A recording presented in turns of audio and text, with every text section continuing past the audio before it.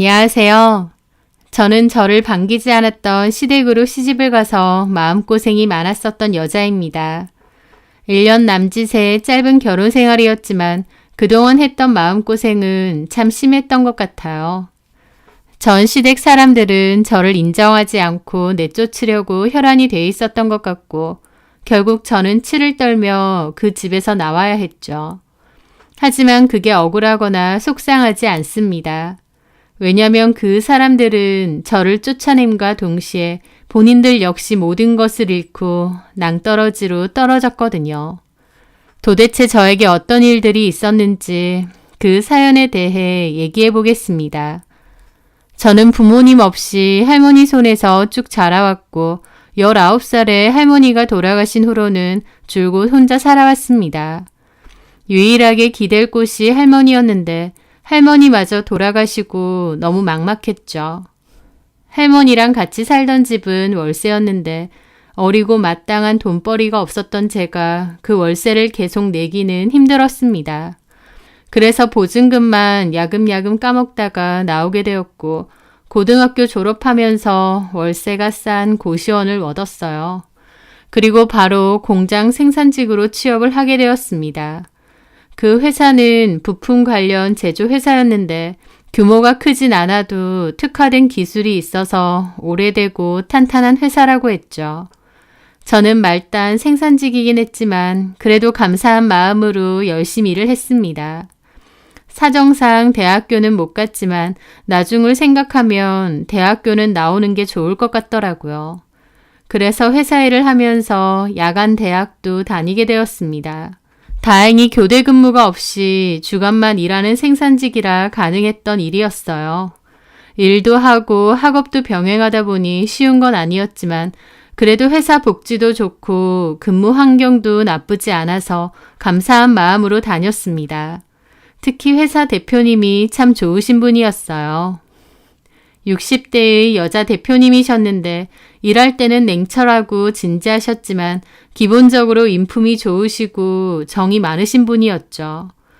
대표님은 사무실에 계시고 저는 공장에 있다 보니 자주는 못 뵀지만 저희 회사 자체가 직원이 그렇게 많지는 않다 보니 오며 가며 인사도 자주 드리고 대표님도 제 얼굴을 아셨습니다. 보통 첫 입사한 회사를 계속 다니는 경우가 많지 않다는데 저는 그 회사가 편하고 저하고도 잘 맞아서 계속 잘 다녔어요. 그러다가 사무직 인원을 뽑을 때 사무직 전환을 하고자 저 역시도 이력서를 넣게 되었고 전환에 성공하게 되었습니다. 그때부턴 공장 생산직이 아니라 사무실로 올라가 구매 관련 일을 하게 되었는데요. 사무실에 대표실이 붙어 있었기 때문에 대표님과는 더욱 자주 뵙게 되었습니다. 대표님은 외부 활동이 많으셔서 사무실에서 머무는 시간은 많지 않으셨지만 그래도 사무실에 오시게 되면 직원들과 가벼운 대화도 많이 주고받으셨고 편하게 대해주셨어요. 그러던 어느 날 저는 점심시간 때 싸온 도시락을 먹으면서 일을 하고 있었습니다. 회사에서는 월급과 별도로 식비가 나오긴 하는데 식비도 아낄 겸 도시락을 종종 싸워서 먹거든요.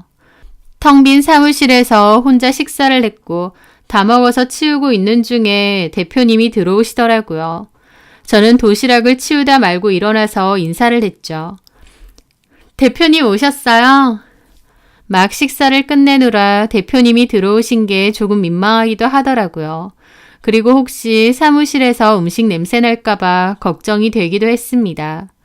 사무실에서 식사를 할 땐 창문을 다 열어놓고 먹기는 하지만 어쨌든 사무실에서 뭔가 먹는 것을 안 좋게 보실 수도 있으니까요. 그런데 대표님은 그런 것보다 비어있는 제 도시락을 물끄러미 보시더니 도시락 싸와요? 식비 나오잖아. 라고 물으시더라고요. 아, 그렇긴 한데 식비도 아낄 겸요.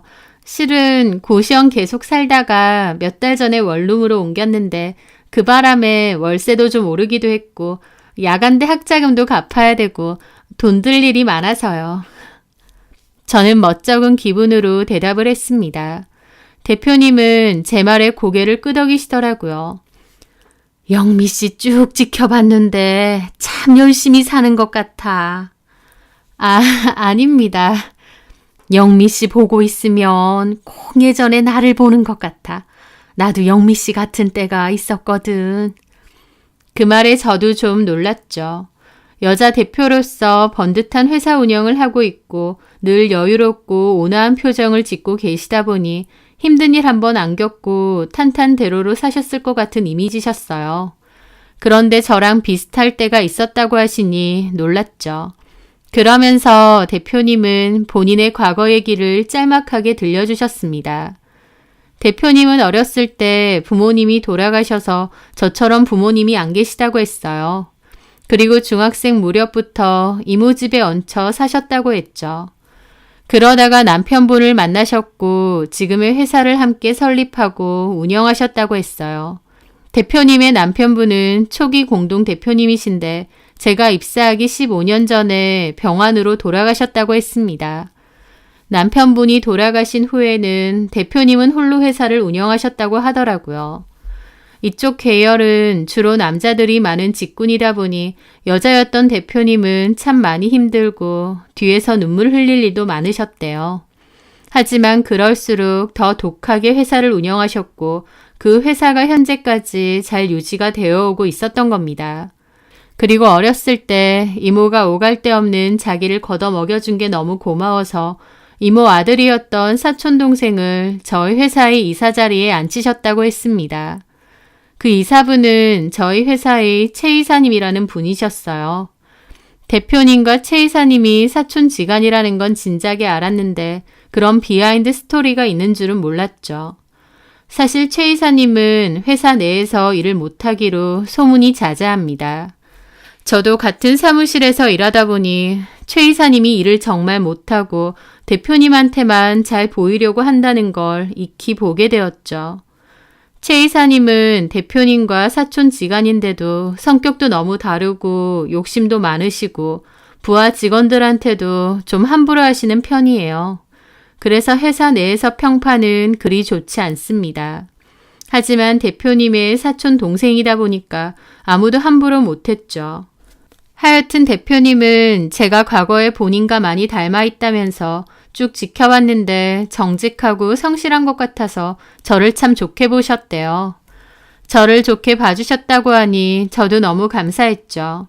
그렇게 대표님과 저는 좀 더 가깝게 지냈던 것 같습니다. 그러던 어느 날 사무실에는 외국 유학을 갔다가 돌아온 최 이사님의 아들이 놀러 오셨어요. 보통 손님이 와도 대표님은 직원들 시키지 않고 직접 차를 타서 대접을 하시는데 제가 먼저 보게 되면 시키지 않아도 커피나 차를 먼저 내드리곤 하거든요. 그래서 그날도 제가 커피를 내드렸습니다.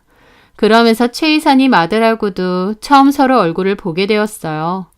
그분은 저를 보며 고맙다고 잘 마시겠다고 웃으시더라고요.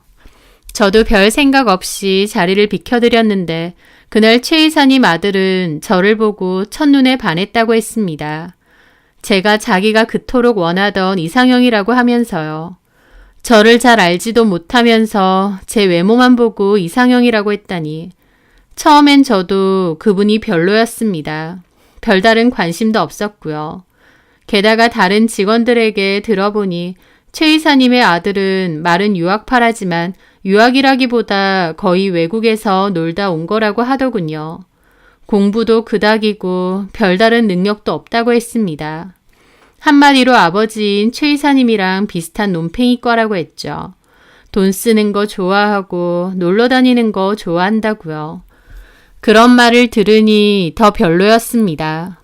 그런데 최 이사님 아들도 저희 회사에서 같이 일을 하게 되었다고 하더라고요. 대표님이 조카라고 자리를 하나 마련해 주신 거죠. 별다른 경력도 없는데 최 이사님 아들이라는 이유로 시작부터 과장 자리를 맡게 되었고 그때부터 최 과장님이 되었죠. 어쨌든 그렇게 같은 회사에 다니게 되었는데 그때부터 최 과장님은 저에게 몹시 적극적으로 대시하더라고요.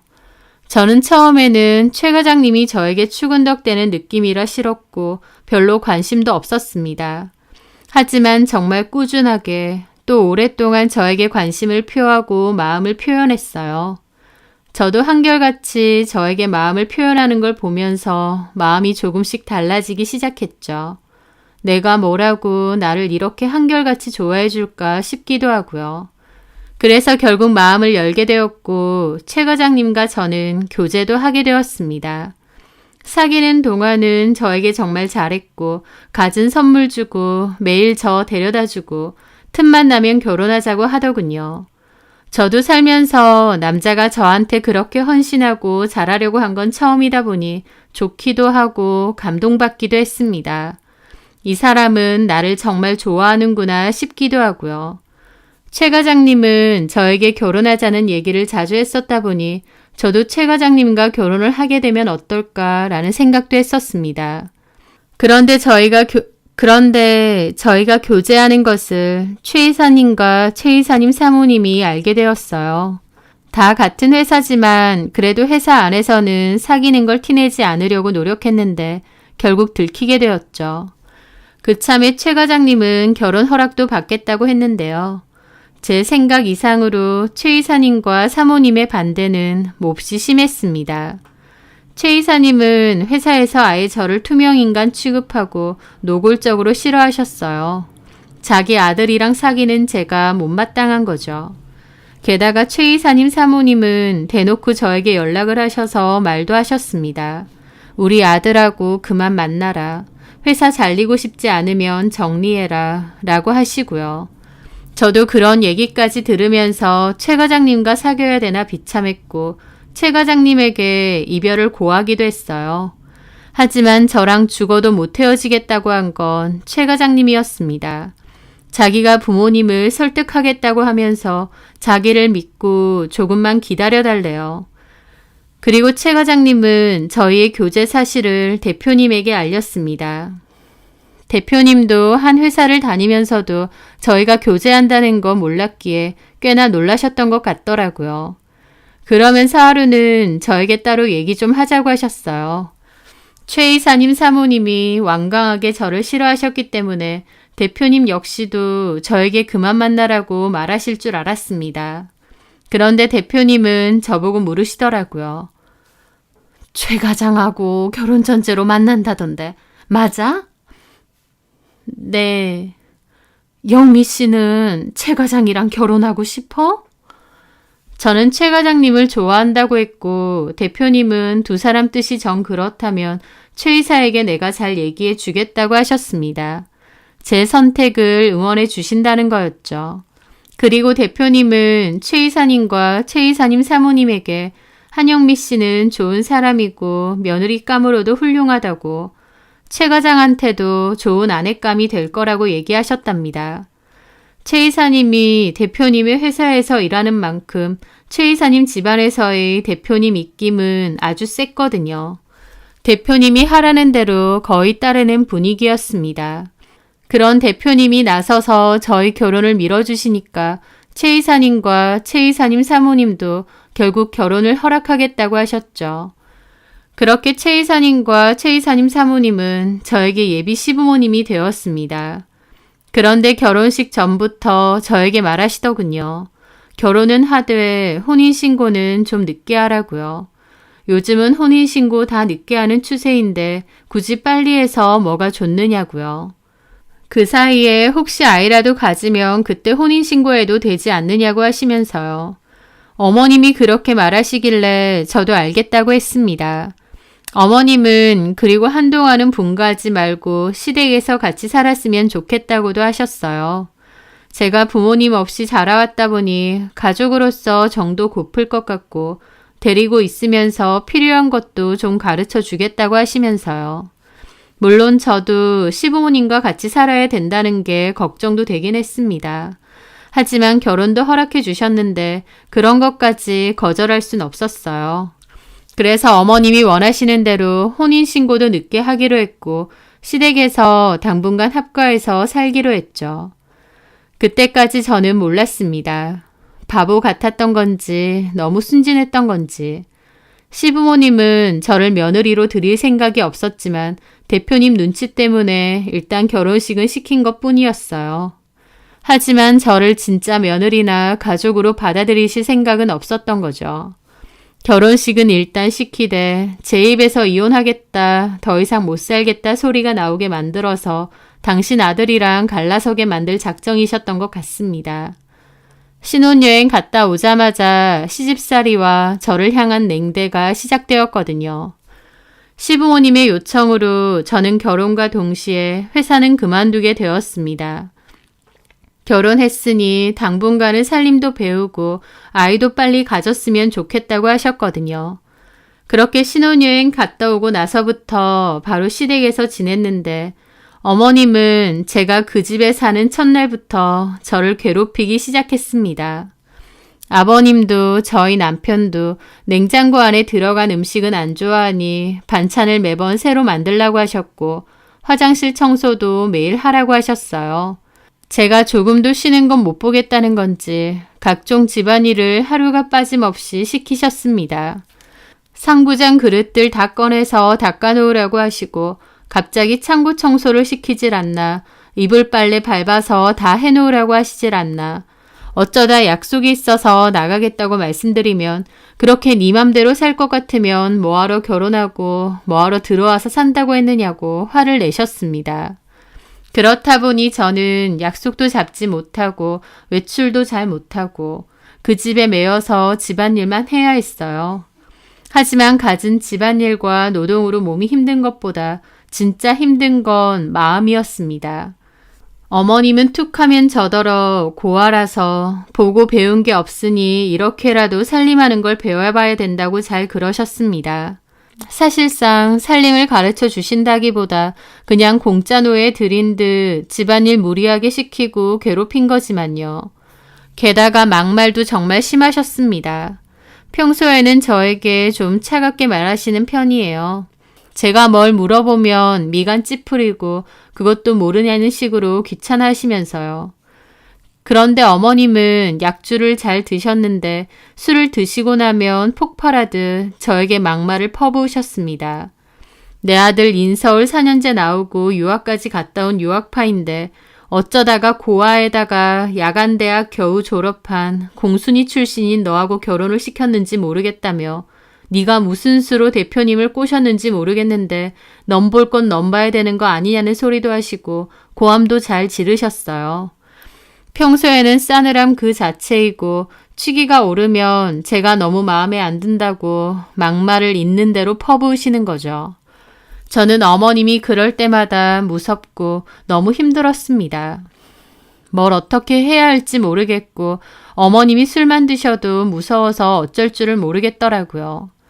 기댈 곳 하나 없고 막말로 서럽다고 이 집에서 뛰쳐나가도 돌아갈 친정 하나 없는 게 제 처지였습니다. 아버님은 저를 완전 무시했고 남인 것처럼 대하셨어요. 아예 말도 안 거셨고 제가 뭘 물어도 대답도 잘 안 하시거나 자리를 피하셨죠. 한마디로 저를 왕따시키신 겁니다. 시부모님 두 분은 마치 작정이나 한 듯 저를 힘들게 하셨어요.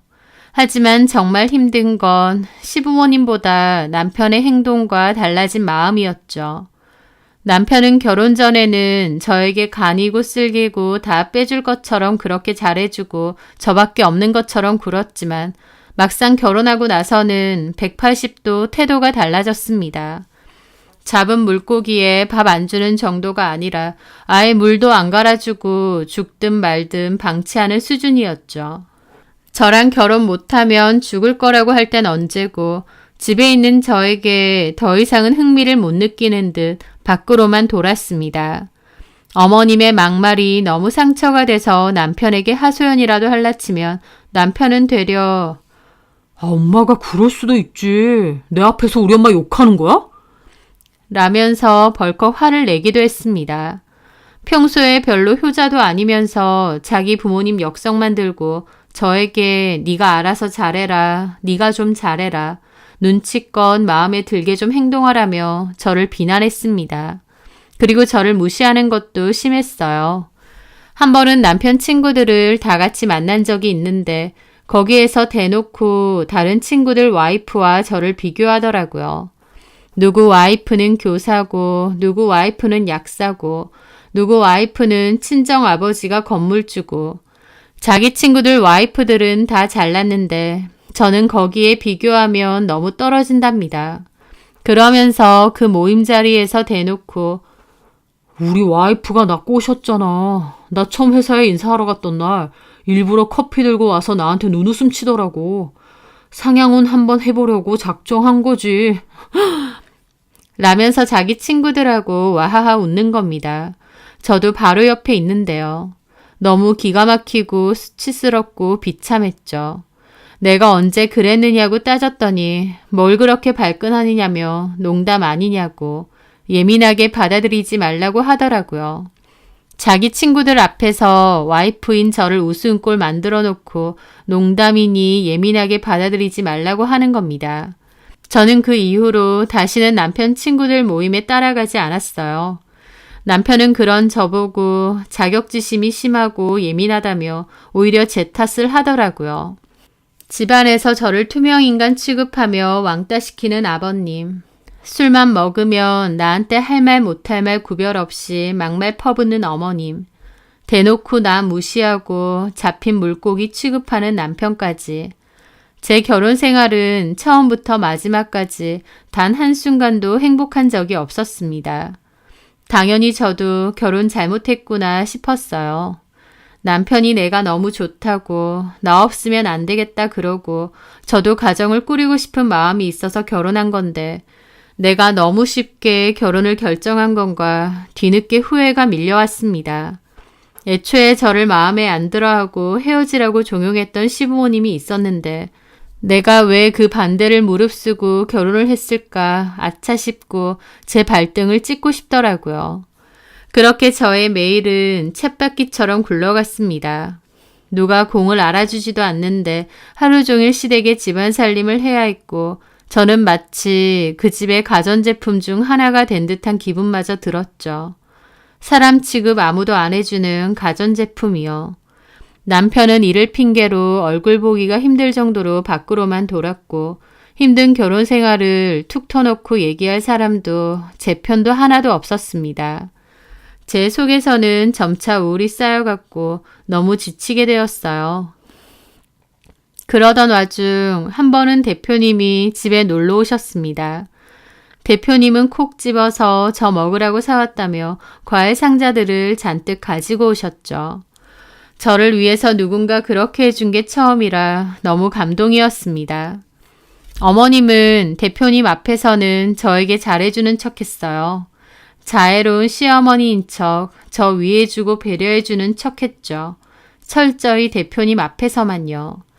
대표님은 저에게 결혼 생활 어떻느냐고 괜찮으냐 물어보셨고 저는 좋다고 행복하다고 말씀드렸습니다. 솔직히 대표님도 엄밀히 말하면 이 집 식구인데 제가 제 진짜 속마음 얘기하는 것도 웃기잖아요. 그래서 다 좋다고 그랬어요.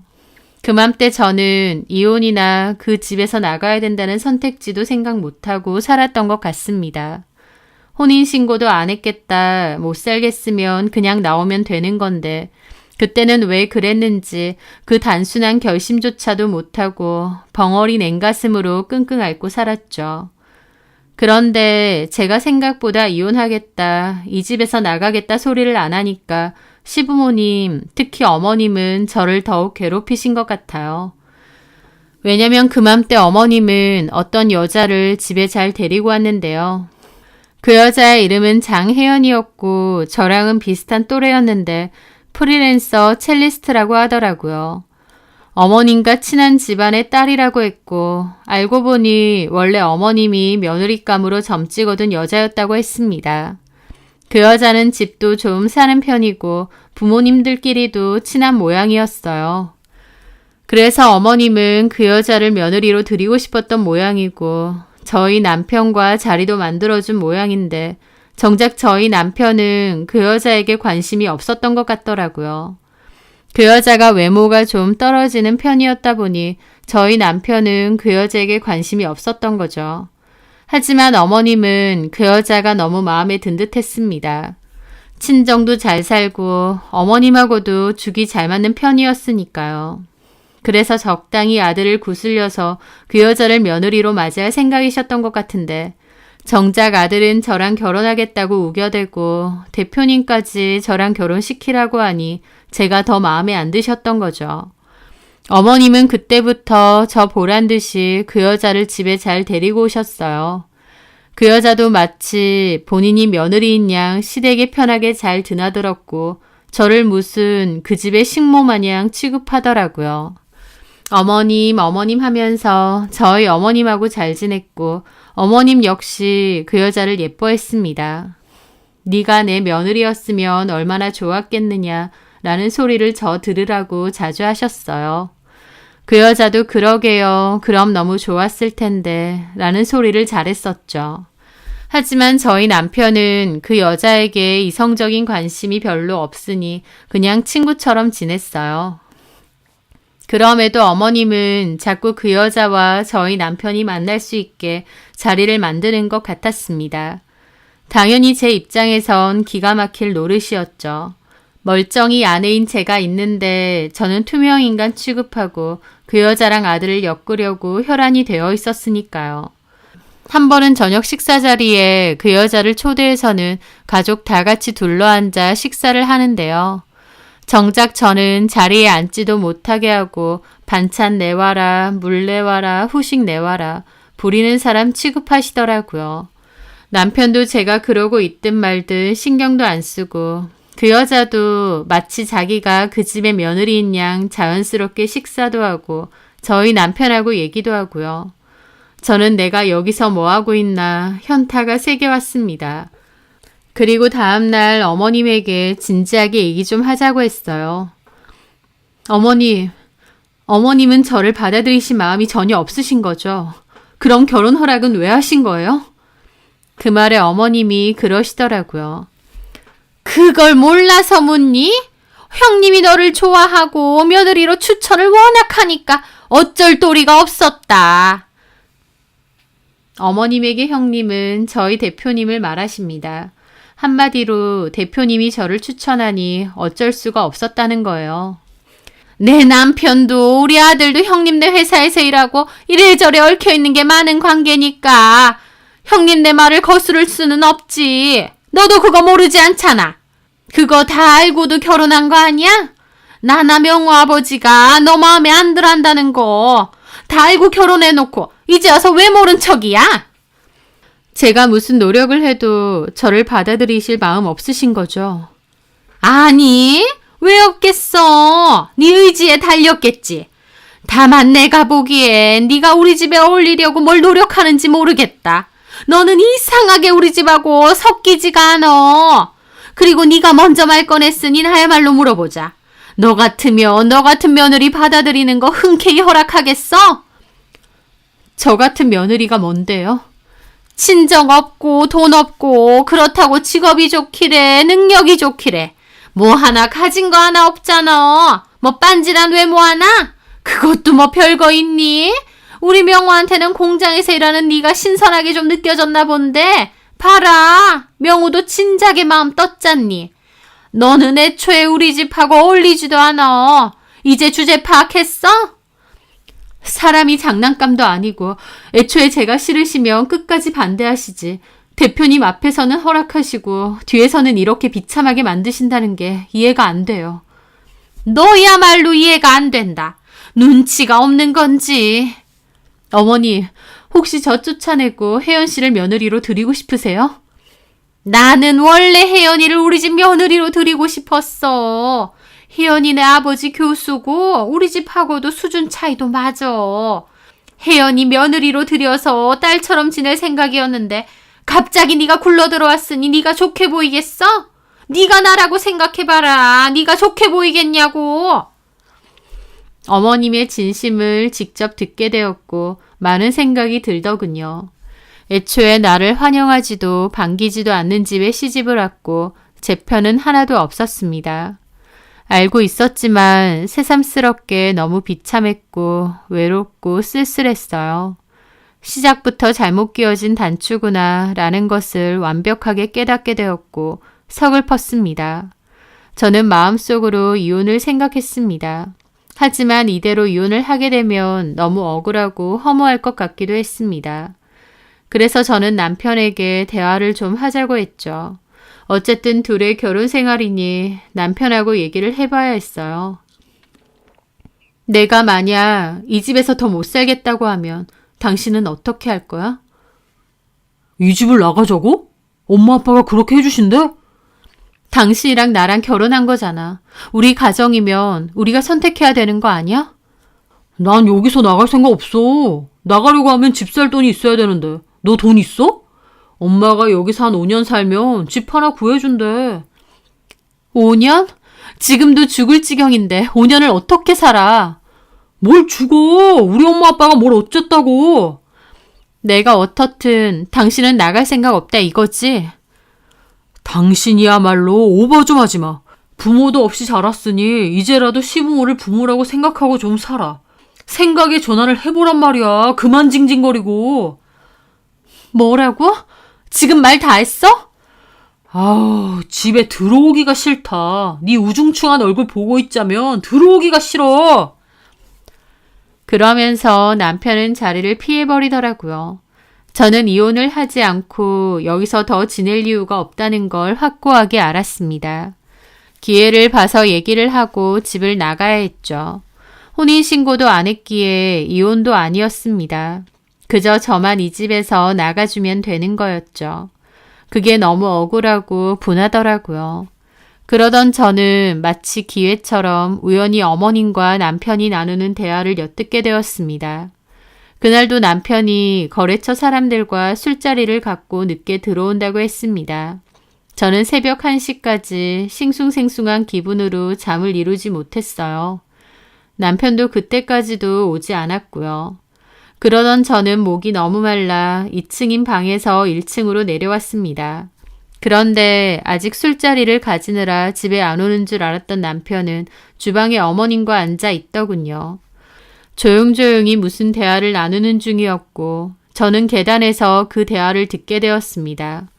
며칠 전에 나더러 묻는 거야. 이렇게 자기 싫어할 거면서 결혼 왜 시켰느냐고.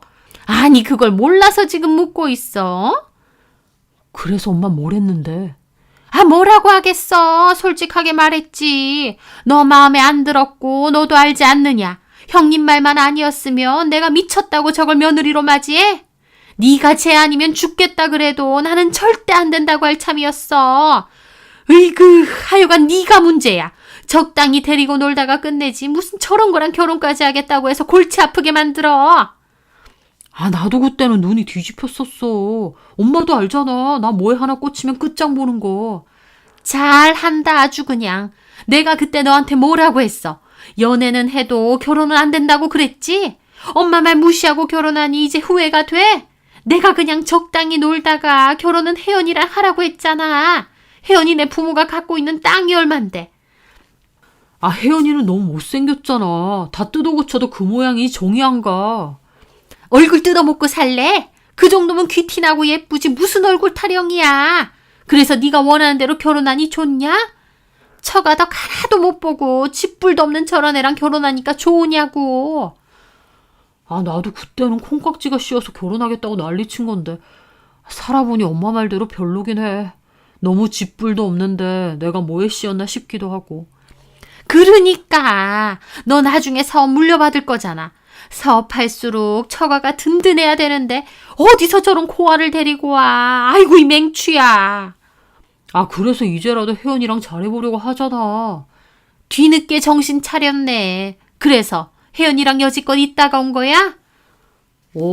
같이 호텔 있다가 왔어. 잘했다. 그래도 혜연이는 너 마음에 든다고 해서 다행이야. 내가 이럴 줄 알고 혼인신고하지 말라고 한 거다. 엄마 말 듣길 잘했지? 계단 한 구석에 쪼그리고 앉아 두 모자의 모든 얘기를 다 듣고 있던 저는 비참함에 이가 갈리더라고요. 어머님의 말도 너무 화가 났지만 남편의 진심이 가장 비참하고 분통이 터졌습니다. 게다가 이 시간까지 그 여자랑 호텔에서 있다 왔다니. 시어머니가 불륜을 조장하고 아들도 그에 따르는 참 웃지 못할 기막힌 광경이었죠.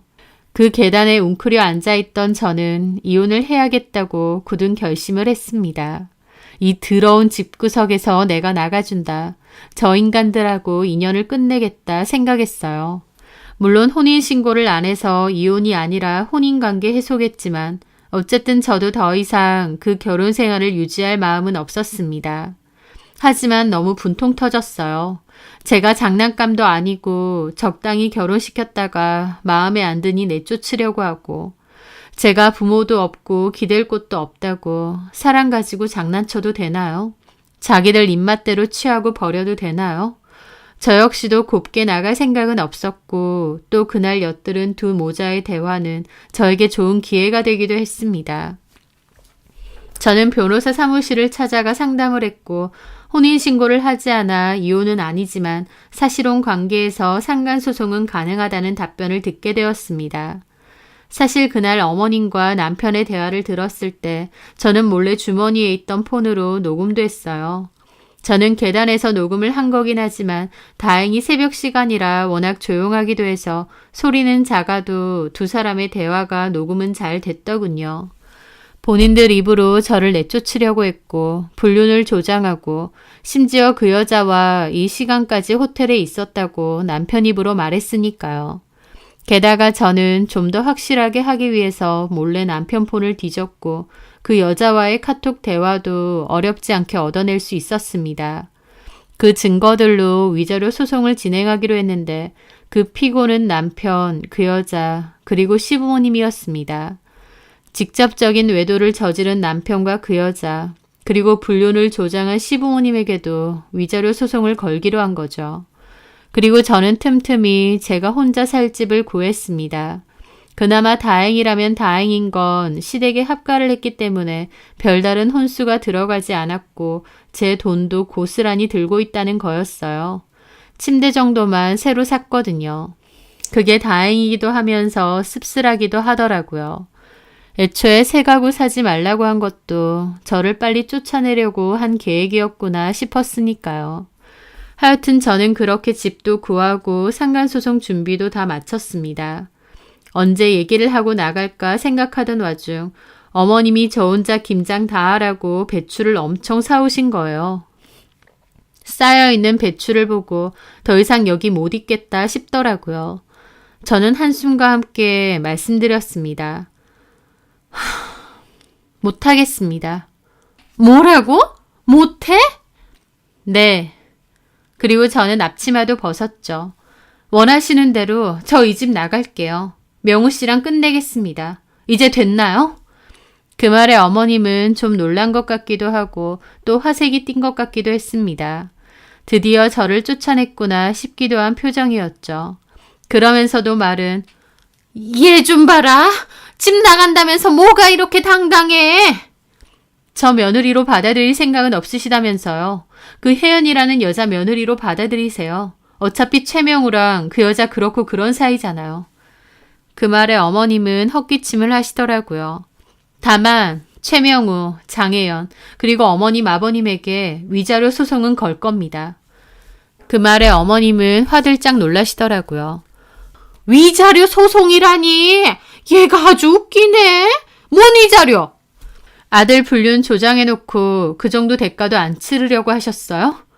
나 참... 아니 근데 너네가 혼인신고를 한 것도 아닌데 무슨 위자료 소송이야? 제가 다 알아보고 하는 겁니다. 사람 그렇게 후려치고 부려먹고 마지막까지 맨몸으로 쫓아내려 하세요. 참 끝까지 너무하시네요. 뭐야? 원하시는 대로 이혼해드린다는데 반응이 왜 이러세요? 그 말에 어머님은 대꾸도 못하고 목만 가다듬으시더라고요. 증거 다 있으니까 위자료나 잘 준비해두세요. 저는 그렇게 방으로 올라갔고 제 짐을 쌌습니다. 기분이 참 이상하더라고요. 짐을 싸들고 내려오는데 어머님이 방에서 제 남편과 통화를 하고 있는 겁니다. 저 집 나간다고 호들갑을 떠는데 뒷모습이지만 기뻐 보이시더라고요. 드디어 저를 쫓아냈다 이거겠죠.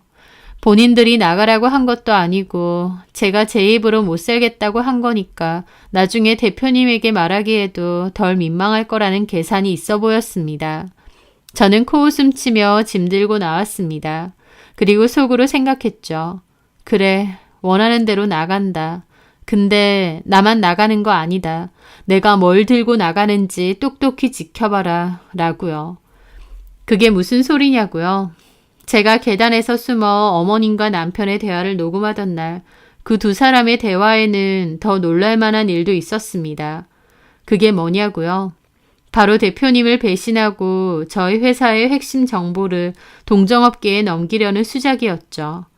최 이사님, 그러니까 아버님이 주도적으로 벌이신 일이고 남편도 같이 돕는 듯 했습니다. 핵심 정보는 동정업계에 넘기고 회사 평판을 떨어뜨린 뒤에 회사 자체도 싸게 팔아먹으려는 계산이 있는 것 같더라고요. 대화로 유추해보니 정보를 팔아넘기려는 동정업계 사람들과 아버님은 꽤나 깊은 관계 같았고요. 제가 녹음한 내용에는 그 대화 내용도 고스란히 담겨 있었습니다. 저는 시댁에서 나온 뒤 녹음 내용을 들고 바로 대표님을 찾아갔습니다. 갑자기 제가 회사로 오니 저희 남편도 아버님도 몹시 놀라시더군요. 여기 왜 왔냐 그러고요. 저는 무시하고 곧장 대표님실로 갔습니다. 대표님께 긴히 할 말이 있다고 회사로 가겠다고 말씀드렸거든요. 그리고 저는 대표님께 그 녹음 내용을 다 들려드렸어요. 대표님 역시 경악하셨죠. 사촌 동생이고 그렇게 오랫동안 한솥밥 먹으며 지냈던 최 이사와 그의 아들이 사실은 대표님 등에 칼 꽂고 배신 때리려고 준비 중이었으니까요. 더불어 최 이사 부부가 가진 시집살이로 저를 쫓아내려고 했다는 것, 최 과장이 외도 중이라는 것도 덩달아 다 듣게 되셨습니다. 결혼해서 잘 사는 줄 알았는데 그 실체를 알고 나니 대표님도 적잖이 놀라신 것 같았죠. 대표님은 정보 유출과 횡령건에 대해서 할 바로 조치를 할 거라면서 저에게 알려주어서 고맙다고 하셨어요. 더불어 지난 결혼 생활이 너무 힘들고 고단했을 것 같다면서 사촌 동생이나 조카가 그런 인간들일 줄 몰랐다고 미안하다고 하셨어요. 대표님이 저에게 미안하실 게 뭐가 있겠나요? 그 인간들 대표님 앞에선 세상 사람 좋은 척 착한 척 연기했던 게 그 사람들이고 저도 최 과장과 결혼하고 싶어하니 대표님은 좋은 마음으로 도와주셨던 것뿐인데요. 저는 대표님에게 신신당부했습니다. 최 이사님 모르게 잘 알아보시고 처리하셔야 될 것 같다고요. 대표님도 너무 괘씸하다면서 알겠다고 하시더라고요. 그렇게 저는 대표님에게 그 모든 사실과 증거를 넘기게 되었고 밖에 나와서 살면서 위자료 소송도 진행하게 되었습니다. 혼인기간이 짧고 혼인신고는 하지 않았지만 결혼식도 올렸고 모두에게 부부로 인정받는 부부의 관계가 맞고 또 외도 사실과 외도 조장 사실이 인정이 되어서 소송 결과 제 승소로 판결이 났습니다. 그리고 더불어 대표님은 따로 최 이사의 뒷조사를 했고 제가 갖고 온 증거처럼 정말 가진 정보를 빼내서 동정업계에 팔아치우려 한 정황을 잡아냈습니다. 대표님은 최 이사와 제 전남편인 최 과장을 상대로 영업비밀 누출과 자료를 무단으로 유출한 건, 불법 자금 횡령건에 대해서 형사소송, 민사소송 다 들어갔다더라고요. 당연히 최 이사와 전남편은 그 회사에 더 다닐 수도 없으니 바로 해고당했고요. 형사처벌은 물론 민사소송 금액도 엄청나다고 들었습니다. 대표님이 과거 남편분과 힘을 합쳐 창업을 하시고 평생을 걸쳐 땀과 눈물로 일궈낸 회사인데 그 회사를 쏠랑 다른 곳에 팔아먹으려고 했으니 얼마나 괘씸하셨겠나요. 일도 못하는 거 사촌 동생이라는 이유로 참아주고 그의 아들까지 취업시켜줬는데 은혜를 배신으로 갚아도 정도가 있죠. 대표님은 평소엔 온화해 보이시지만 일할 때만큼은 칼 같고 냉철한 부분이 있으신데 절대 선처는 없으시다고 하시더군요. 제 전 시댁은 저한테도 위자료 소송 당하고 회사 잘리고 형사처벌, 민사소송까지 줄줄이 당하게 되었습니다. 그 소송 비용 물려면 집도 다 팔아야겠던데 그 꼬라지가 아주 처참하게 되었더라고요. 대표님 덕으로 여지껏 잘 먹고 잘 살았는데 배신한 대가로 철저히 낭떠러지로 떨어지고 있었으니까요. 저는 그 집에서 나오고 혼자 살면서 다른 회사에 취업해서 다니고 있었는데요. 위자료 소송이 마무리될 때쯤 대표님이 연락이 와서 좀 보자고 하시더라고요. 그렇게 갔는데 전 시댁 근황을 알려주면서 제가 아니었더라면 최 이사가 그렇게 뒤통수 치려고 준비 중이었다는 걸 몰랐을 거라고 하셨습니다. 그러면서 너무 고맙다고, 그간 고생 많았다고 위로를 해주시더라고요. 그러면서 저만 괜찮다면 회사로 돌아와 다시 일을 하라고 하셨습니다. 최 이사도 최 과장도 어차피 회사는 다 잘렸다고 하면서요. 저도 감사한 마음으로 가겠다고 했고 대표님 회사로 다시 복귀하게 되었습니다. 우여곡절이 많았지만 결국 제 자리로 다시 돌아온 것 같더라고요.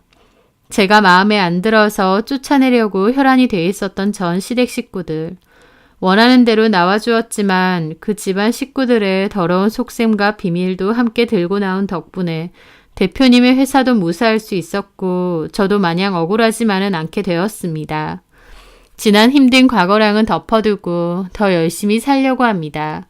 저도 언젠가는 대표님처럼 되고 싶다는 꿈이 생겼거든요. 제가 겪은 마음의 상처들이 저를 좀 더 단단하게 만들어주는 계기가 되었다고 생각하려 합니다. 제 사연 들어주셔서 감사합니다.